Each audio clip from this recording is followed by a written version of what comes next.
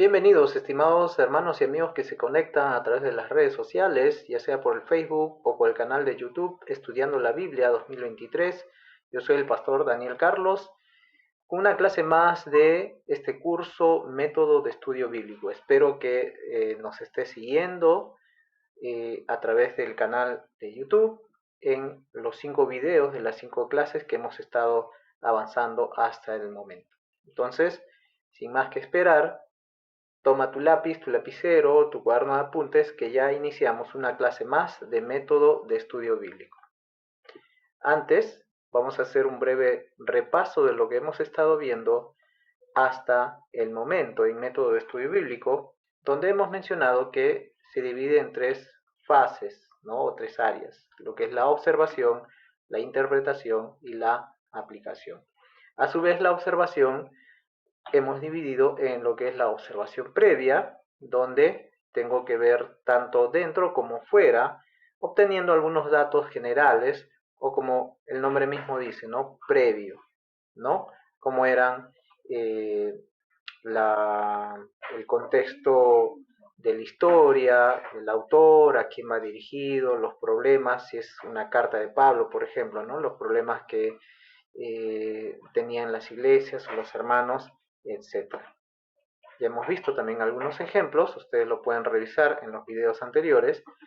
Luego pasamos a la observación primaria, donde tenemos que leer varias veces, y esto sí les recalco muy bien.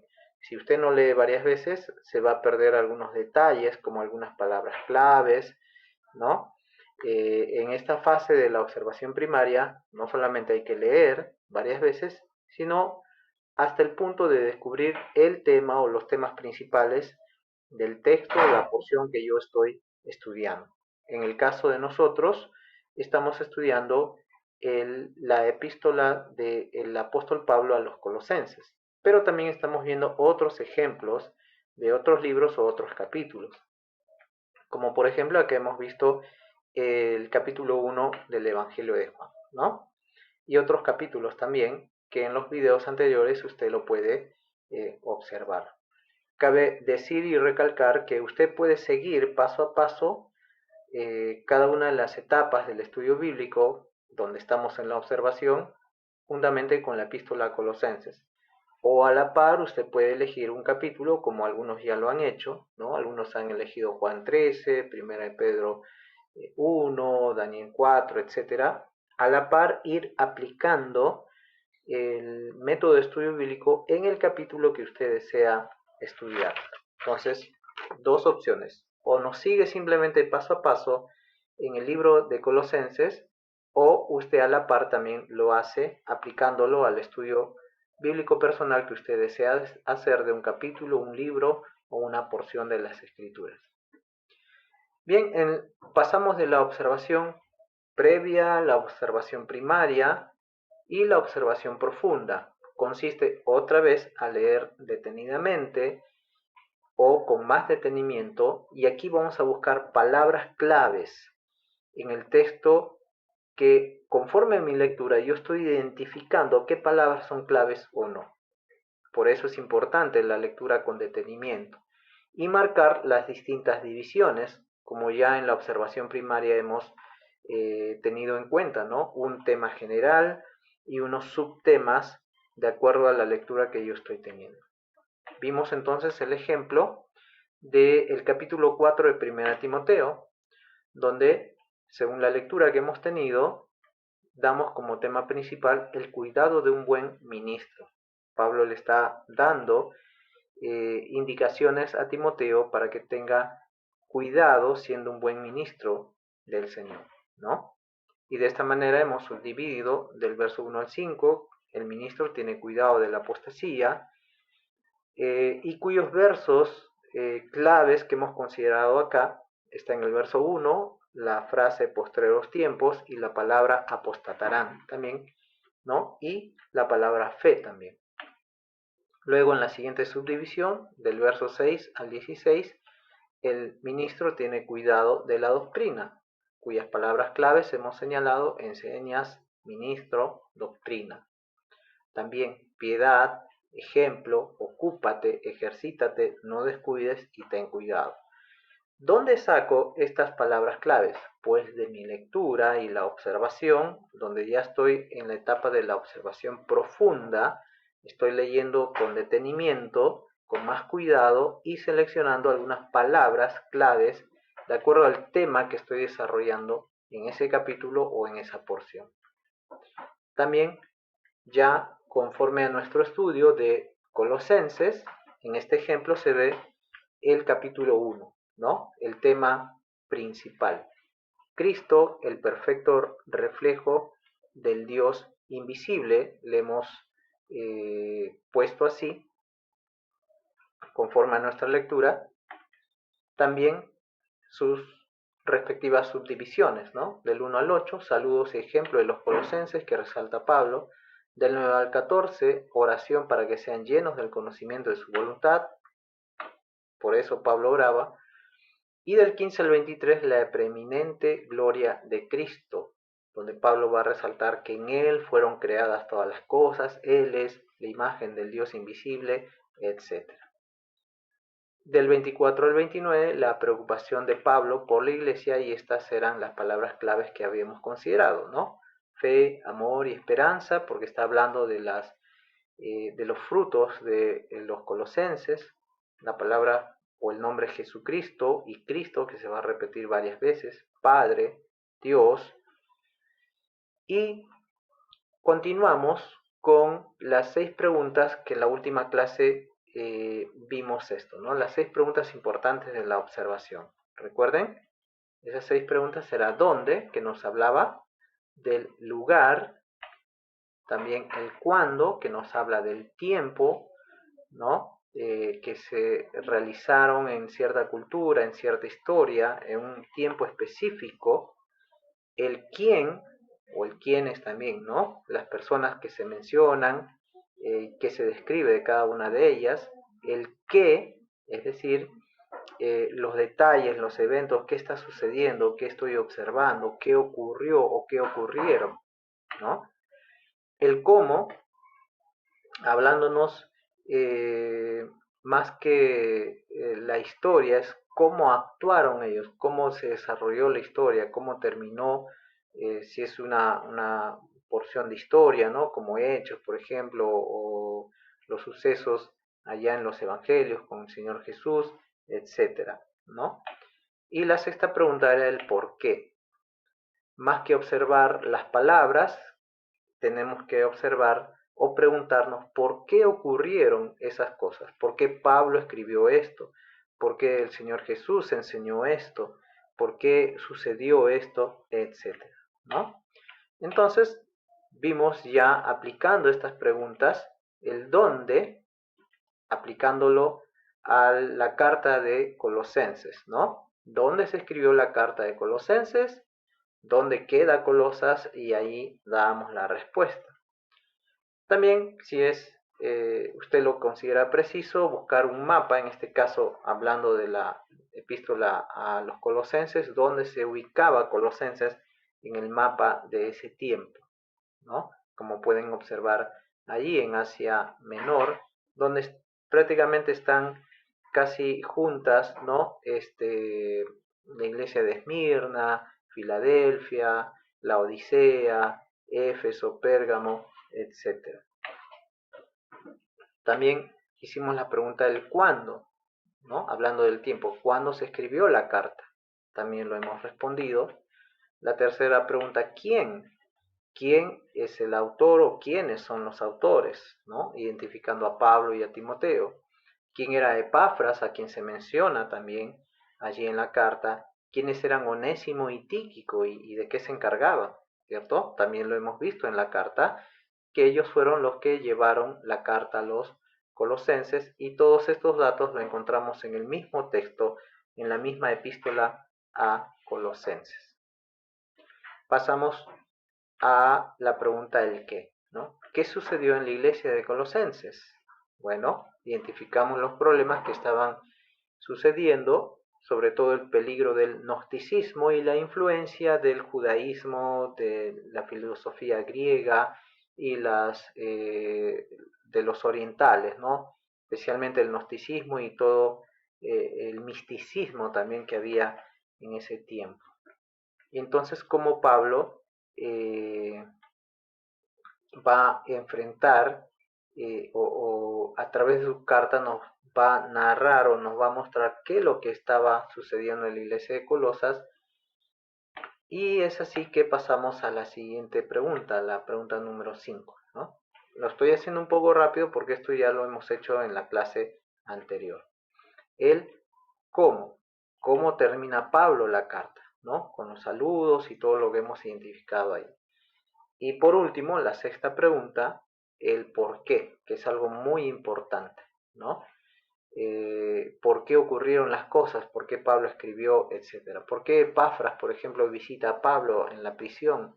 ¿Por qué Pablo escribe esta carta? El propósito y el por qué escribe esto, ¿no? De igual manera, ustedes tienen que hacer las 6 preguntas de acuerdo a la lectura y la porción del capítulo o texto que ustedes han elegido para estudiar.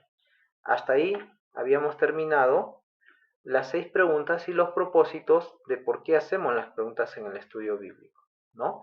Porque las preguntas son llaves que abren las puertas, porque las preguntas evitan leer solamente de manera superficial, sino de manera más profunda, porque motivan a uno a resolver un problema porque se está preguntando y así hallar la respuesta, y porque las preguntas traen a la superficie lo que a veces no es evidente en una lectura superficial, pero a través de las preguntas puedo observar algo más profundo, ¿no?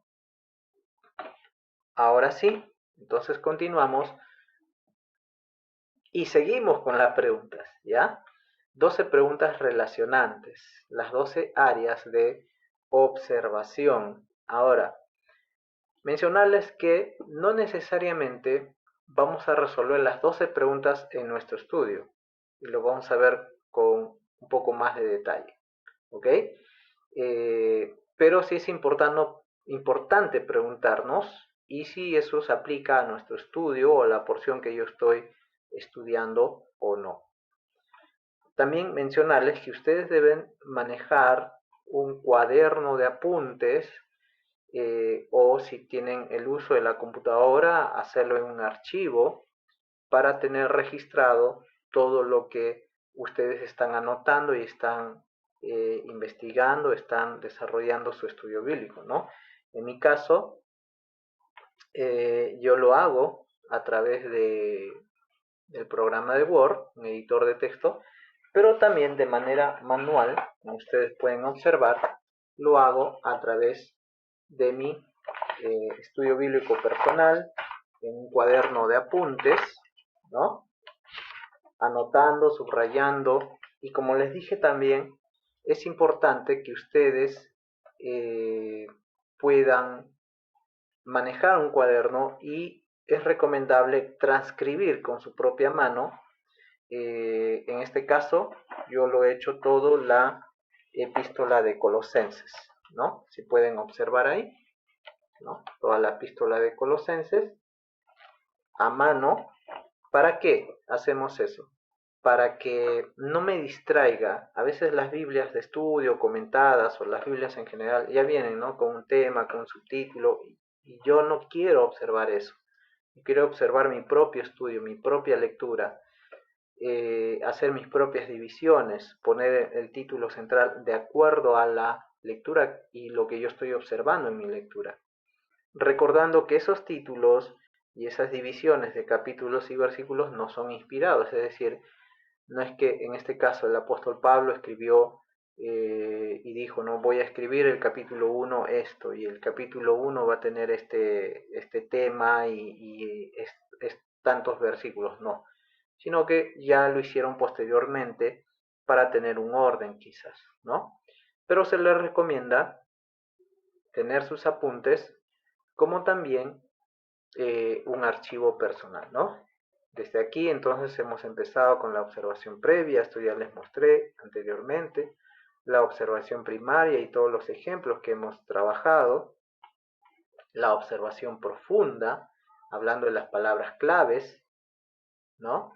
En este caso solo del capítulo 1, he hecho ejemplo también de otros capítulos como 1 Timoteo 4, las 6 preguntas de observación, el dónde, recuerden, nuestro mapa, el cuándo, el quién, el qué o qué ocurrió, el cómo y sobre todo, el por qué, ¿no? ¿Por qué? Y estas 6 preguntas que son importantes. A continuación vamos a ver las 12 preguntas relacionantes en la observación. ¿Ok? Entonces, allí nos vamos y vamos a resolver estas 12 preguntas en nuestro estudio de Colosenses. Entonces, estas 12 áreas de preguntas o en la observación son las siguientes. La primera pregunta es, ¿cuáles son las palabras claves que veo aquí? Recuerden que esto ya hemos avanzado un poco en la etapa de la observación profunda, ¿no? ¿Para qué anotamos las palabras claves? Para descubrir la lección clave se tiene que leer muchas veces y ahí es donde yo voy a sacar o las palabras claves que yo he realizado en mi observación. ¿Ok? Palabras claves. Hay que leer varias veces. Es así entonces que hemos anotado ya en toda la epístola de Colosenses. No voy a estar mostrando uno por uno, sino ya las palabras que yo he sacado de mi estudio personal de Colosenses son Cristo, Dios, fe, amor, esperanza, conocimiento, sabiduría, inteligencia, otra vez conocimiento, fruto, el artículo él, que se va a mencionar mucho en el capítulo 1 y en otros pasajes más de los siguientes capítulos, hablando, ¿no?, de que él es la imagen, en él fueron creadas, todo fue creado por medio de él y él es antes, ¿no? En el artículo él refiriéndose a Cristo, obviamente. La palabra todo o toda o todos, ¿no? La palabra plenitud, donde Pablo dice, ¿no? En él habitase toda plenitud. O el verso 9 del capítulo 2, porque en él habita corporalmente toda la plenitud de la deidad. Esto es algo vital e importante justamente para atacar la herejía del gnosticismo que en ese tiempo estaba en peligro la iglesia, ¿no? Misterio, también nos va a hablar Pablo de misterio y que él era ministro de ese misterio, dando a revelar, a conocer. Las palabras persuasivas a quienes Pablo le dice que no se dejen engañar por las filosofías, por las huecas sutilezas, que estamos completos, que Cristo es la cabeza de todo, que es la cabeza de la iglesia, que Cristo es el todo y es Señor. Entonces, aquí usted tiene que sacar las palabras claves, en este caso de toda la epístola, en el caso de usted de la porción o del texto que usted ha elegido estudiar. Es importante también, no lo he hecho, pero apuntar en qué verso y cuántas veces se repiten esas palabras claves que yo he identificado en mi lectura. ¿Ok? Entonces, la primera pregunta es, ¿cuáles son las palabras claves que veo aquí? Recuerden que ya lo hicimos anteriormente, pero como nuestra lectura es constante, podemos seguir identificando otras. O en el ejemplo anterior solamente era del capítulo 1. Aquí ya les estoy mostrando de los 4 capítulos de Colosenses. También la siguiente pregunta, número 2. En este pasaje hay amonestaciones, hay mandamientos, hay advertencias o encuentro promesas. Bueno, de acuerdo a la porción que yo he elegido, voy a identificar si hay esas cosas o no. ¿Ok? Entonces, hemos identificado o he identificado en Colosenses advertencias. Por ejemplo, en el capítulo 2, el verso 4, cuando Pablo dice, nadie os engañe con palabras persuasivas, ¿no? Entonces Pablo le está advirtiendo, cuidado, no se dejen engañar con las palabras persuasivas que venían a tentarles y alejarles de Cristo, o a no considerar a Cristo como el Señor y que en Él fueron creados todos, etcétera, ¿no? Recalcando y haciéndoles recordar el peligro del gnosticismo, donde el gnosticismo, así a grandes rasgos, era que consideraba a Cristo como uno de los entes o seres que podían tener o llevar al hombre al conocimiento más alto, a la revelación, a la comunión con el ser superior, con Dios, ¿no?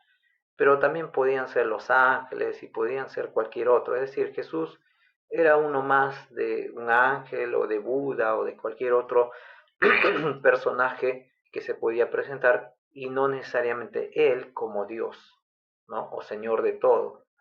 Bueno, esas palabras persuasivas Pablo les advierte a que tengan cuidado para no dejarse engañar. También en el capítulo 2, verso 8, otra vez Pablo les advierte, nadie se engañe con filosofías y huecas sutilezas. La filosofía de los griegos, que sabemos que ellos se manejaban mucho por ello, ¿no? También en el capítulo 2, verso 16, donde dice, ¿no? Nadie, por tanto, nadie os juzgue en comida, en bebida, en cuanto a días de fiesta, luna nueva o días de reposo, y esto más lo practicaban los judaizantes, ¿no? A quienes pretendían pues que los gentiles también estén practicando esto, o les juzgaban por no hacer esto, por no hacer aquello. También otra advertencia lo encontramos en el verso 18 del capítulo 2. Nadie os prive de vuestro premio. Entonces ahí vemos 4 advertencias, al menos aquí en la epístola de Colosenses, que encontramos en nuestra lectura. Encontramos también mandamientos, porque esta carta de Pablo a los Colosenses es teórica pero también práctica, donde vamos a encontrar a Pablo ordenando o mandando a la iglesia, a los creyentes, a hacer lo siguiente, ¿no? En el capítulo 2, el verso 6, les dice, de la manera que habéis recibido al Señor Jesucristo, andad en Él. O sea, les manda que anden en Él conforme ellos habían o a la manera que habían aprendido de Jesucristo. Anden en Él, no se desvíen, no se dejen engañar por las palabras persuasivas, no se dejen engañar por las filosofías huecas o las huecas sutilezas, ¿no? También en el capítulo 3, el verso 1, Pablo ya le está ordenando y le está diciendo, le está dando mandamientos, ¿no? Si habéis resucitado con Cristo, buscad las cosas de arriba, busquen las cosas de arriba, donde está Cristo. En el verso 2 le dice, no, pongan la mirada o la mira en las cosas de arriba, donde está Cristo. En el versículo 5 también les da otro mandamiento, hagan morir, haced morir lo terrenal en vosotros, ¿no? Y ahí menciona fornicación, impureza, pasiones desordenadas, malos deseos, etc. Verso 8, otro mandamiento, pero ahora dejad también vosotros todas estas cosas, ira, enojo, malicia, blasfemia, palabras deshonestas de vuestra boca. En el verso 9 también les da el mandamiento de no mentir, no mintáis los unos a los otros, ¿no?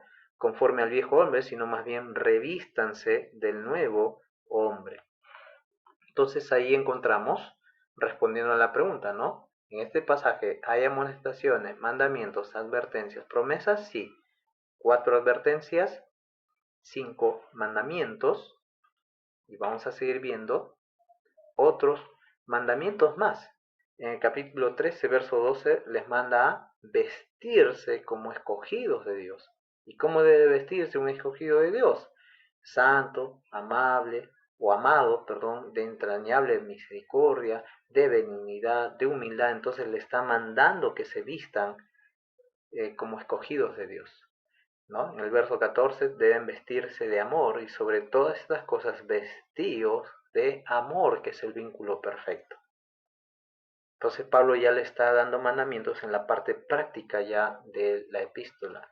El versículo 15 del capítulo 3 también dice, ¿no? que la palabra de Dios, verso 15, y la paz de Dios gobierne en vuestros corazones, que en sus corazones debe gobernar la paz de Dios, y ese es un mandamiento que Pablo le está dando.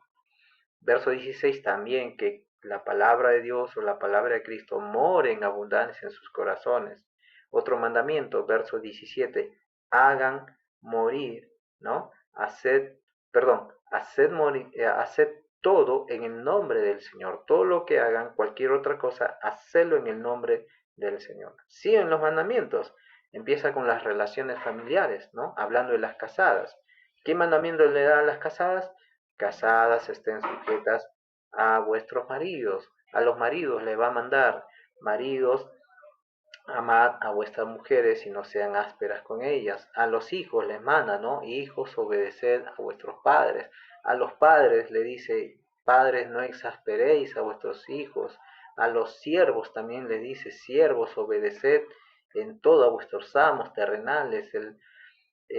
A los amos, en el capítulo 4, verso 1, le dice: amos, haced todo lo que es justo y recto con vuestros siervos. En el verso 2 les manda que perseveren en la oración. Dice: perseverad en la oración, velando en ella con acción de gracias. También en el verso 5 les dice que deben andar sabiamente. Andad. Esa palabra andad es una orden, un mandamiento. Andad sabiamente con los de afuera, redimiendo el tiempo, ¿no? El verso 6 les dice que su palabra o la palabra que ellos hablan debe ser siempre sazonada con sal, con gracia.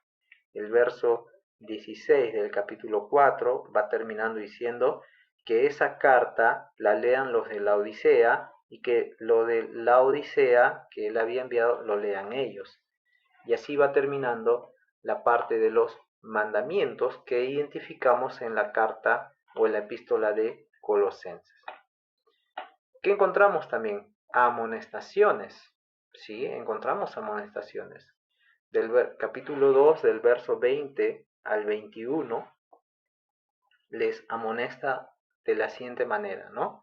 Dice: si pues habéis muerto con Cristo en cuanto a los rudimentos del mundo, y les amonesta haciendo esta pregunta: ¿por qué, como si vivieses en el mundo, se someten a cosas tales como no manejes, no gustes, no toques, ¿no? Etcétera, que eran preceptos mundanos y humanos? Entonces les amonesta a que, si han muerto con Cristo, ¿por qué están viviendo de esa manera, ¿no? Sometiéndose a preceptos mundanos y humanos. Bueno, ahí terminamos la pregunta número 2 y ahora continuamos con la pregunta número 3. Recuerden que son 12 preguntas. Si no terminamos esta clase, la continuamos la siguiente. ¿Hay causa y efecto o razones? Bueno, puede ser que en la lectura o en el estudio que tú estás haciendo, como les dije al principio, no necesariamente las 12 preguntas vamos a contestar en nuestro estudio. Algunas no van a corresponder o no hay respuesta para dar. Acá vamos a ver si hay causa y efecto. Bueno, ¿qué causa? Dice: si han resucitado con Cristo, ¿no? Como dice el capítulo 3, verso 1, si pues habéis resucitado con Cristo, ¿qué efecto produce o debe producir? Busquen las cosas de arriba. Otro: si habéis muerto o porque habéis muerto, ¿no? Dice el verso 3 del capítulo 3, porque habéis muerto y vuestra vida está escondida con Cristo en Dios. Como hemos muerto, nuestra vida ahora está escondida con Cristo. Causa y efecto. Y usted puede identificar en su propio pasaje o capítulo que está estudiando si también hay causas o efectos. Para eso usted tiene que leer más veces y de manera detenida, ¿no? Detenidamente tiene que leer.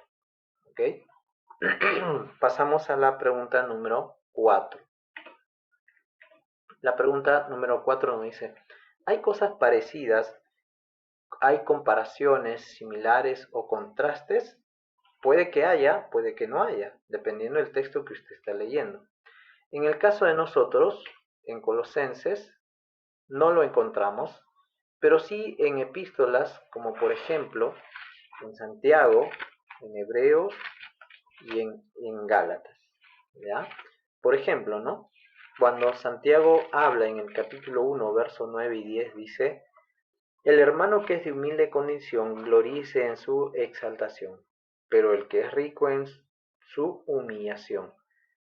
Entonces está comparando aquí a quién, ¿no? O contrastando a los pobres y a los ricos, o los humildes y los ricos. Hay contraste ahí. En la misma epístola de Santiago, donde van a abundar bastantes comparaciones o contrastes, ¿no? Donde se compara la palabra de Dios como un espejo. Cuando dice ahí en el capítulo 1, por ejemplo, el verso eh, el verso 23, porque si alguno es oidor de la palabra, pero no hacedor de ella, este es semejante a un hombre que considera en un espejo su rostro natural, y está hablando de la palabra de Dios, porque él se considera a sí mismo y se va y luego olvida cómo era. Mas el que mira atentamente, ¿dónde?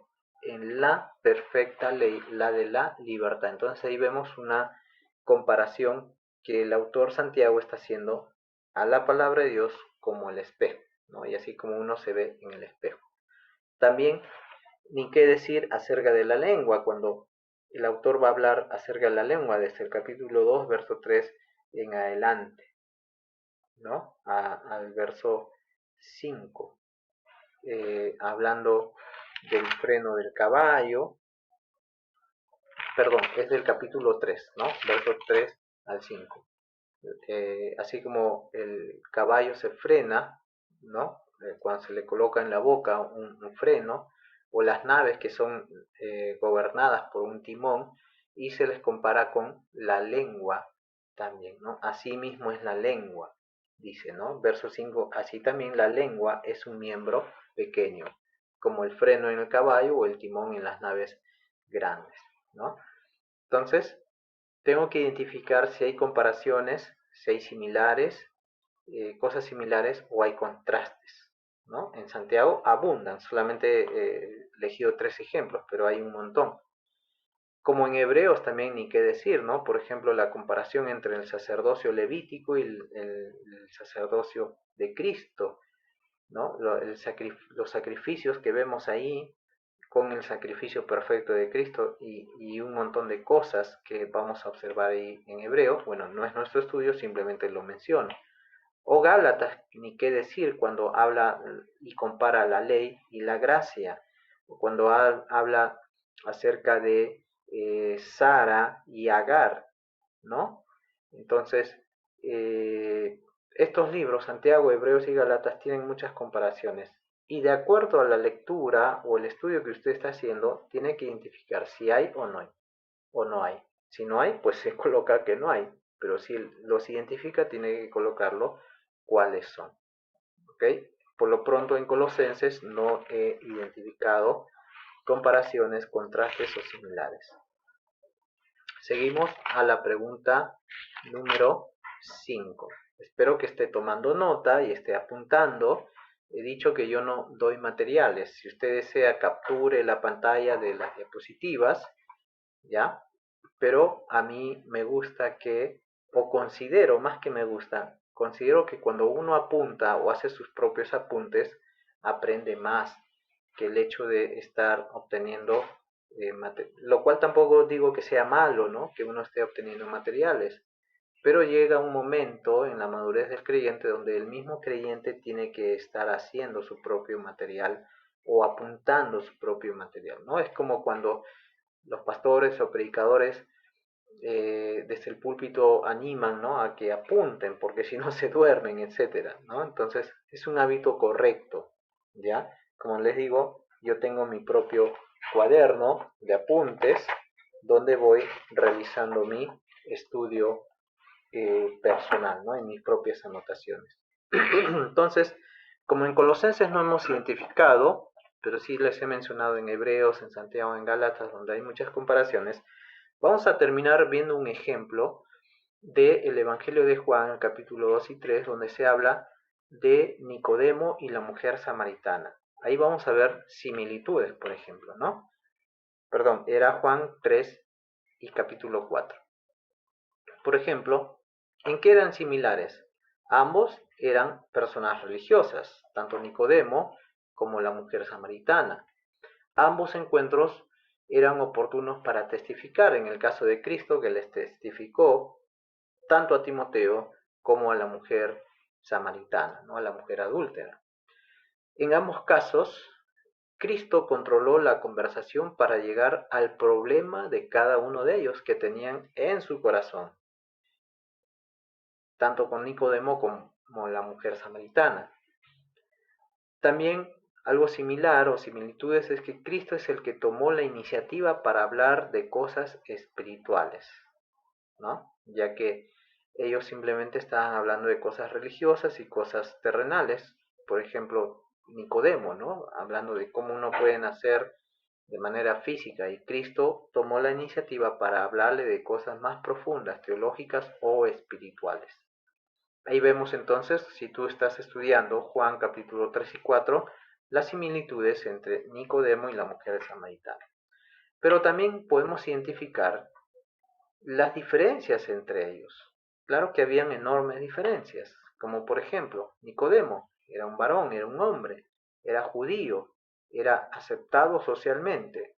Él vino de noche a Jesús para preguntarle, tener una entrevista. Él se siguió preguntando todavía en su corazón cómo nacer de nuevo. Y él fue avergonzado por el Señor Jesús cuando le dijo, no, tú siendo maestro, ¿no sabes cómo entrar al reino de los cielos? En contraste o en diferencia a la mujer, obviamente, Nicodemo hombre, varón, la mujer, ¿no? Esta persona mujer samaritana, Nicodemo un judío, la mujer samaritana, Nicodemo era aceptado socialmente porque era un rabino, un principal de la sinagoga. Esta mujer, por otro lado, era rechazada socialmente porque era adúltera, ¿no? Siempre señalado de repente con el dedo. Nicodemo vino de noche, la mujer tuvo un encuentro con el Señor Jesús de día. Él terminó preguntándose todavía acerca de cómo nacer de nuevo. Ella llegó a la fe porque reconoció a Jesús como el Mesías. El hombre Nicodemo era religioso o un líder religioso, mientras la mujer era una religiosa pero pagana, donde su adoración lo consideraba no en Jerusalén, sino en Samaria, ¿no? Él fue avergonzado, Nicodemo, pero en contraste o a diferencia que la mujer tuvo de nuevo con Jesús, a tal punto que llegó a creer en él y a testificar a sus conciudadanos allá en Samaria, ¿no? Y de esta manera, entonces, vamos a terminar las preguntas que vamos a observar hasta aquí con la número 5. ¿Ok? ¿Qué usa el autor para enfatizar? Es decir, ¿qué historia, qué palabras, qué frases repetitivas quizás está usando el autor para enfatizar su mensaje o una idea? ¿Hay cosas repetidas que me está llamando la atención para considerarlas? ¿Hay un movimiento de lo general a lo específico? A veces la repetición de ideas o de frases van a dominar la lección del autor, no siempre, pero a veces hay que considerarlo eso. En Colosenses, por ejemplo, Pablo va a usar algunas palabras claves. Justamente las palabras claves que hemos identificado nos va a ayudar a identificar esto, ¿no? ¿Cuáles son esas palabras claves? Cuando Pablo habla de todo o toda, ¿no? Cuando menciona en el verso 1, 19, por cuanto agradó al Padre que en él habitase toda plenitud. Por medio, verso 20, y por medio de reconciliar consigo todas las cosas, ¿no? Y así. También la palabra plenitud en el 1.19, en el 2.9, porque Pablo está diciendo que en él habita toda plenitud, es decir, él es Dios, no un ser más que nos lleva a Dios como un ser como los ángeles o como cualquier otro ser místico, como consideraba el gnosticismo, que a través de un conocimiento superior o elevado podías llegar a ese nivel, ¿no? La sabiduría misma, la sabiduría no de los hombres, sino la sabiduría de Dios, y justamente era el, la oración de Pablo en el 1.9, dice, y de pedir que seáis llenos del conocimiento de la voluntad en toda sabiduría e inteligencia espiritual, que somos completos en Él, no nos falta nada, Él es la cabeza, ¿no? Y sobre todo va a repetir el nombre Cristo, Cristo varias veces del capítulo 1, 2, 3 y 4, acompañado del artículo Él, ¿no? Que lo vemos más que nada en el capítulo 1, verso 15 al 18. ¿No? Él es la imagen del Dios invisible, porque en Él fueron creadas todas las cosas. Todo fue creado por medio de Él y para Él, y Él es antes de todas las cosas, y todas las cosas en Él subsisten, y Él es la cabeza. Entonces, va a enfatizar o va a repetir muchas veces esto, justamente para enfatizar que el gnosticismo era un peligro y que no consideraba a Cristo como Señor, sino como uno más, ¿no? Y que ya en la parte de la interpretación lo vamos a analizar un poco más con detenimiento y con algunas reglas de interpretación también. Entonces, amados hermanos y estudiantes que nos están acompañando, gracias por este tiempo que se han tomado para poder juntamente estudiar y ser parte de este método de estudio bíblico.